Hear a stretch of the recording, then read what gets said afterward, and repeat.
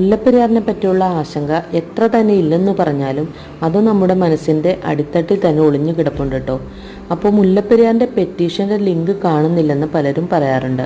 അപ്പോൾ അതിനായിട്ട് നമ്മൾ ഗൂഗിളിൽ സെർച്ച് ചെയ്തിട്ട് change.org എന്ന വെബ്സൈറ്റിൽ പോയിട്ട് പെറ്റീഷൻ കാണുക.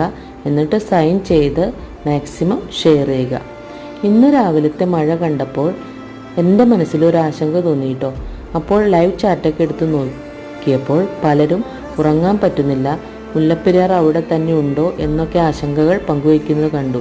അപ്പോൾ നമ്മുടെ കുട്ടികളുടെ മനസ്സിലും ഏതു നേരം ഈ ഒരു ആശങ്കയുണ്ട് കേട്ടോ. അപ്പോൾ നമുക്ക് വലിയവർക്ക് തന്നെ സ്വയം ആശ്വസിക്കാൻ കഴിയുന്നില്ല. ഈ ഒരു ആശങ്കയിൽ നിന്ന് നമുക്ക് എന്നേക്കുമായിട്ട് രക്ഷപ്പെടണ്ടേ. പ്രത്യേകിച്ചും എറണാകുളം ജില്ലയ്ക്ക് വയനാട് നടന്ന ഈ ഒരു ആപത്തിൻ്റെ പശ്ചാത്തലത്തിൽ നമുക്ക് ഈ ആശങ്കയിൽ നിന്ന് രക്ഷ നേടാൻ നമ്മളിത് ഫേസ്ബുക്ക്, വാട്സപ്പ്, ഇൻസ്റ്റാഗ്രാം വഴി മാക്സിമം ഷെയർ ചെയ്യുക കേട്ടോ.